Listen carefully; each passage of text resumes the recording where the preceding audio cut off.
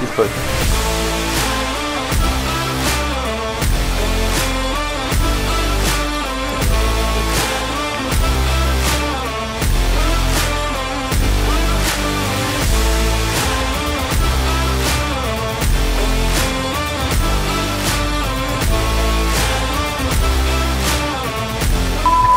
C'est vrai? Tu l'as bien fort. Oh, ça va être chaud, je vais me casser la main. Martin Petit, Bonjour. salut. Donc toi tu as 30 ans, C'est ça. tu es créateur de contenu sur les réseaux, Ouais, voilà. tu as 35 000 abonnés sur YouTube, 90 000 sur Instagram. Ouais, c'est ça. Et toi tu as une histoire et surtout un message très puissant. Mhm. Et tu fais en fait des vidéos sur YouTube où tu parles de ta vie quotidienne, de ton handicap, C'est ça, de ton accident. exactement. Donc on va commencer par le début de l'histoire un peu. Ouais. Est-ce que tu peux Quand je suis né. Ouais, c'est ça. Est-ce que tu peux nous raconter un peu ce fameux jour en août 2017? Ouais, donc le 21 août 2017, j'ai eu un accident de plongeon, donc dans les Landes, à Seignos. En fait, j'étais en vacances chez mon père dans les Landes, et à cette époque-là, je venais de me séparer de ma copine de l'époque, et j'ai voulu aller me changer les idées à la plage.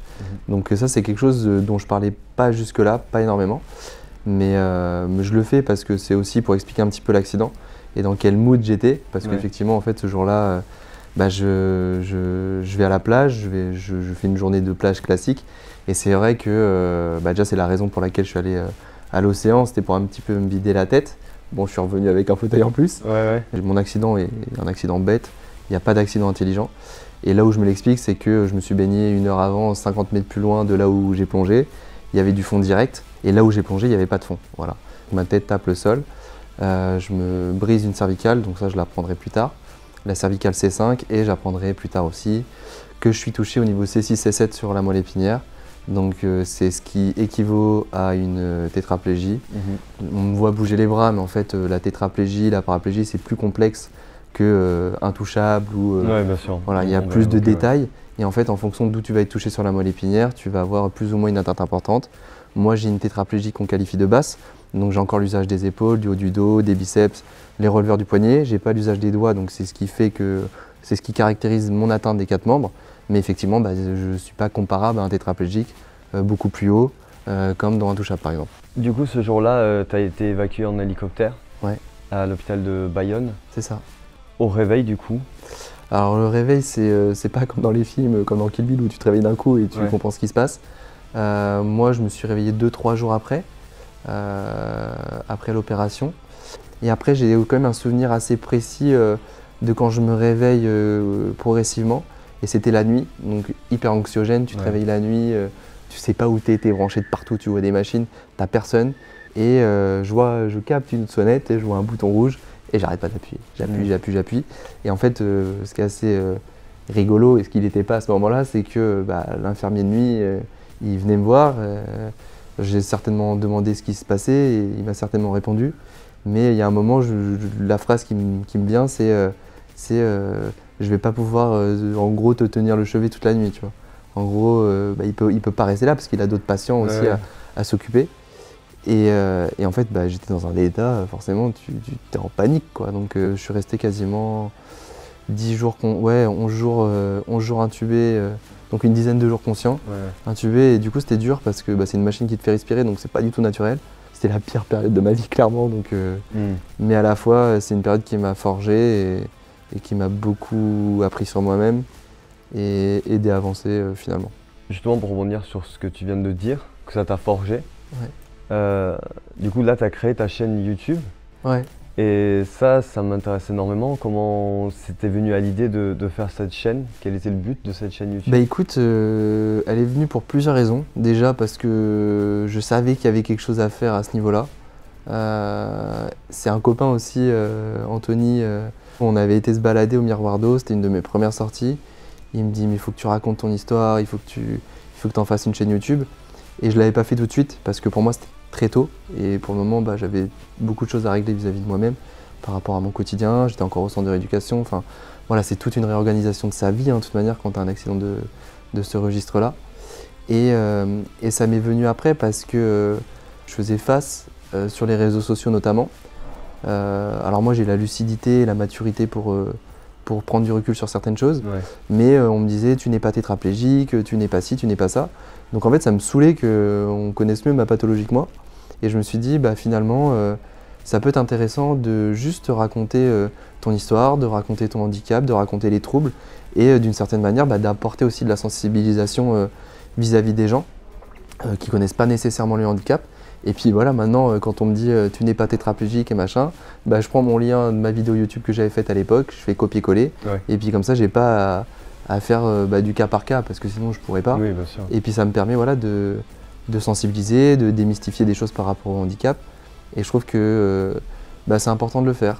Mais je me suis dit que j'avais aussi une carte à jouer parce que j'ai une visibilité, j'ai une responsabilité.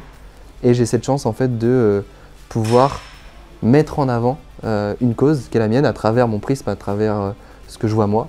Donc évidemment, je ne suis pas la voix du handicap, je ne suis pas le modèle de représentativité du handicap parce que chacun a sa singularité. Mais par contre, je peux apporter à travers mon témoignage une situation que je vis et qui est, à mon sens, partagée par beaucoup. Parce que les problématiques que je vis, elles sont évidemment connues de toutes les personnes qui sont dans des situations similaires à la mienne. Il y a un mot qui revient souvent dans tous tes discours, dans toutes tes vidéos. Évidemment, c'est celui de tétraplégique. Ouais. Et c'est une notion qui, en fait, est quand même par beaucoup assez vague. Beaucoup de gens, ils ne comprennent pas. Et toi, tu l'expliques justement, comme tu dis, dans une de tes vidéos.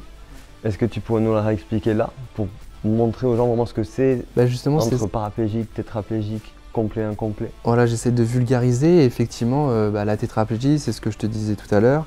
En gros, pour faire très schématique et très vulgarisé, t'imagines que tu as 31 paires de nerfs rachidiens, cervicaux, vertébraux, lombaires, etc. Chaque paire innerve un muscle ou un groupe musculaire. Et par exemple, les 8 premiers niveaux, c'est de la tétraplégie. Et tous les niveaux du dessous, c'est de la paraplégie. Et en fonction du niveau où tu vas être touché, tu vas avoir plus ou moins une atteinte importante. Donc moi, ce que je te disais tout à l'heure, j'ai une tétraplégie qui est basse parce que je suis touché au niveau C6, C7. Donc c'est l'innervation des triceps, donc j'ai peu de triceps. Par contre, ce que je te disais, j'ai épaules, haut du dos, biceps, releveur du poignet. Le releveur du poignet, ça me permet d'avoir ce qu'on appelle la ténodèse, donc d'avoir une pince. Okay. Après, je ne sais pas si on en parlera, mais je suis tétra incomplet, donc j'ai eu des petites récupérations qui jouent à 1-2% de plein de choses, mais ces 1-2% finalement me font gagner en autonomie. Ne serait-ce que le petit mouvement du pouce et de l'index, c'est infime, mais avec la ténodèse, ça me permet d'avoir une pince qui est ultra importante et très intéressante pour justement valoriser mon quotidien et me rendre plus autonome. Tu vois, genre tu as des tétraplégiques qui vont être comme dans Intouchable, qui vont bouger vraiment que la tête, tu as des tétraplégiques comme moi qui vont être moins touchés. Donc ça aussi c'était un truc qui me saoulait, c'est qu'on me disait t'es moins tétraplégique, mais ça veut dire quoi moins tétraplégique? Enfin en fait je suis handicapé, j'ai un handicap lourd et je suis tout autant légitime et j'ai tout autant le droit de parler du handicap de la même manière que les autres, de la tétraplégie de la même manière que les autres, même si ma tétraplégie elle est propre à moi, elle est propre à mon cas évidemment. Et puis après, pareil, tu as des paraplégiques qui vont avoir toute la sangle abdominale et tu en as qui vont pas l'avoir du tout.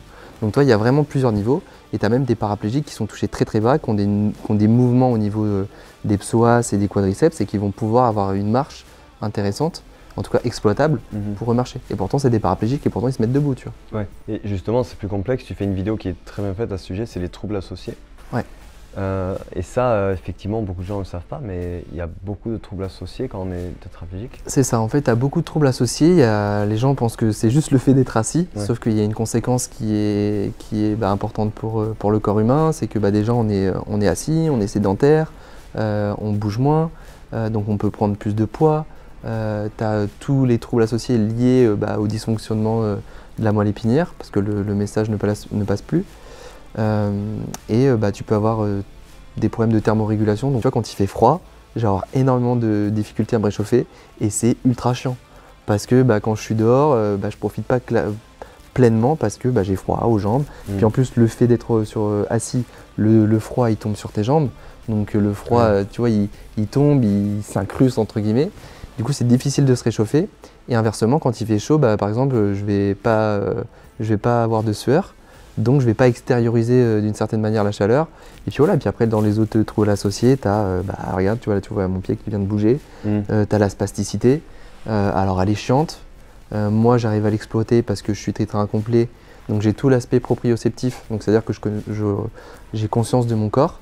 Et en fait, tu vois, les spasmes, j'arrive à les exploiter pour mes transferts, pour me mettre debout, parce qu'ils sont tellement importants que j'arrive à me mettre debout. Ouais. Et j'arrive à me mettre debout aussi parce que j'ai cet aspect proprioceptif qui fait que j'ai mes pieds au sol, je sais quand mes pieds sont au sol, et en fait, je verrouille mes genoux, je verrouille mes articulations.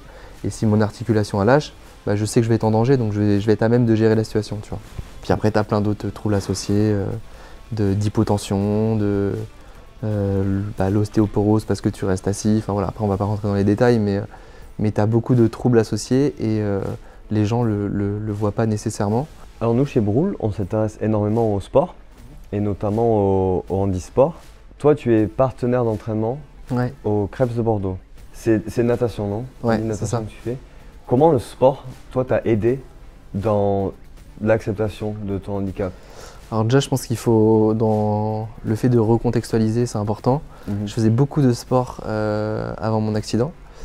Donc j'ai eu ce goût de l'effort, j'ai eu la patience, la fierté d'avoir des résultats, etc. J'ai pendant quasiment 4 ans pas fait de sport depuis mon accident et que je l'ai repris un petit peu voilà, dans les rencontres. J'ai rencontré Aurélie Tassel, qui est l'entraîneuse du Krebs de natation, du pôle natation. Et elle est venue manger. En fait, j'avais déjà. J'avais participé à la relève, donc c'est un programme d'entraînement, c'est un programme de détection pour des futurs athlètes. Donc je n'irai pas aux Jeux Olympiques, en tout cas je ne pense pas. J'ai trop de choses à faire. Mais par contre, ce qui a été bénéfique, c'est que j'ai rencontré des gens, j'ai testé la natation et ça a été très intéressant pour moi sur plein de points. Parce que déjà c'est un élément que j'aime beaucoup, tu as la pesanteur, donc là tu as la poussée d'Archimède dans l'eau, donc tu te sens plus léger, je me sens libre de mes mouvements. Et il y a eu un parcours assez initiatique et symbolique évidemment par rapport à mon accident, dans l'eau, etc. Et puis il y a eu ce côté aussi où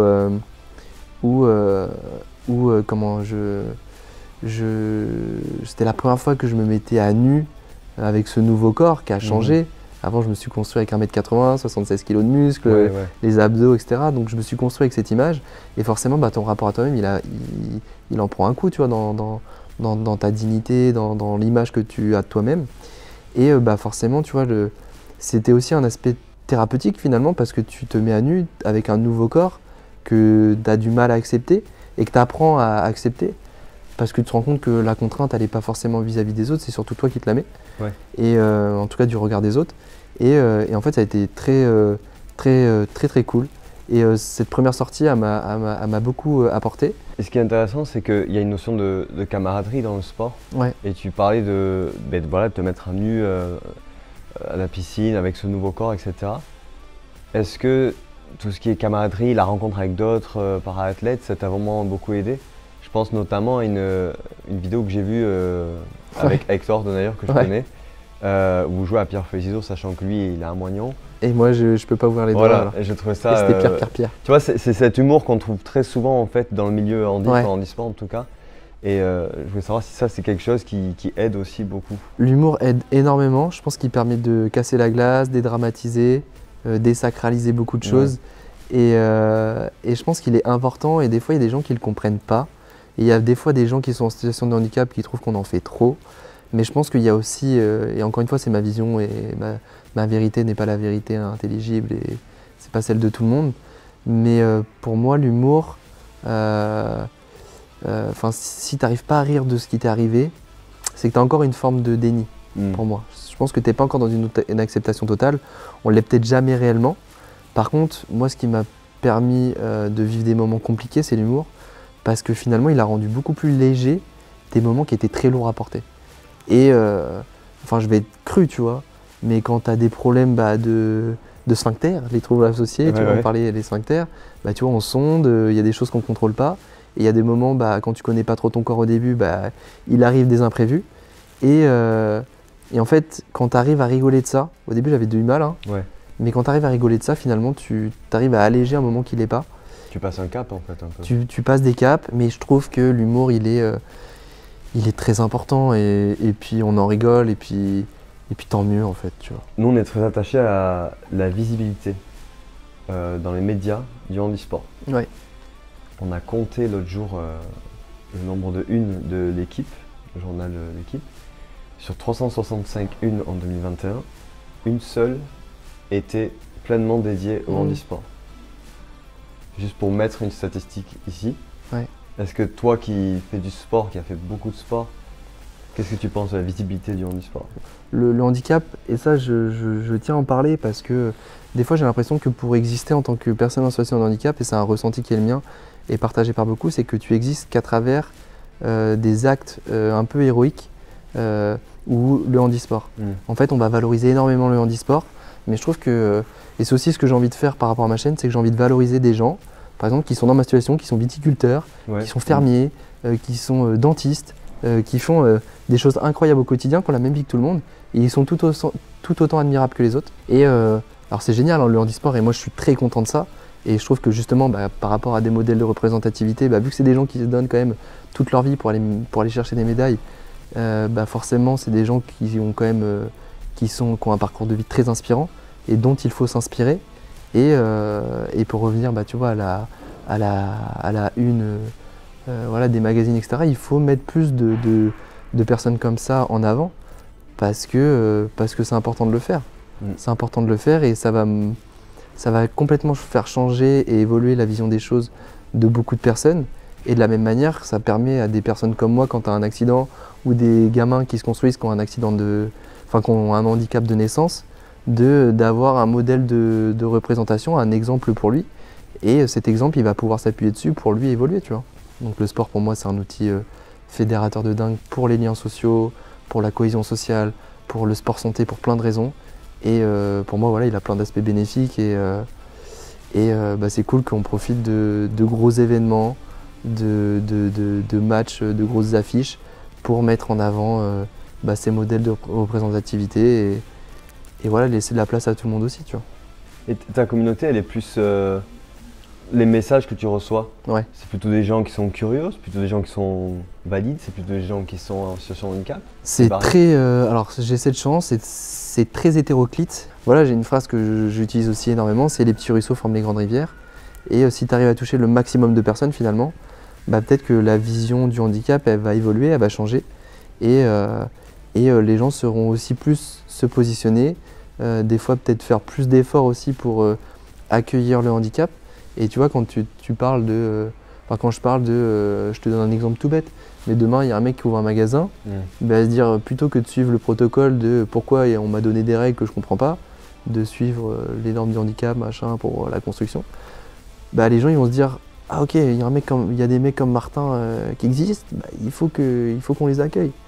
Tu vois, et ça se trouve, ils vont juste mettre une rampe, et déjà la rampe, elle va nous... Et ils vont communiquer sur ça sur les réseaux, ou en tout cas ils vont rendre l'information plus accessible. Parce que ça c'est un gros manque, je pense aussi chez nous, c'est que l'information elle est difficile à trouver, tu vois. Et c'est ça aussi, c'est que j'ai envie d'être une source d'information sur laquelle tu peux venir trouver des choses. Voilà. Martin, merci beaucoup. Merci à toi. C'était vraiment très cool comme discussion. On remercie la Cité du Vin aussi. Ouais, parce qu'on est dans un cadre plutôt cool, plutôt stylé. Ouais. On fait genre on est intelligent alors que ouais, c'est ça. On l'est pas trop. Bon, ça parle que de vin, mais... ouais, c'est ça, mais ça les gens ils ne voient pas, donc c'est bon. Donc Martin, merci, et puis écoute, je te souhaite que de la réussite dans tout ce que tu entends. Merci, et pareillement.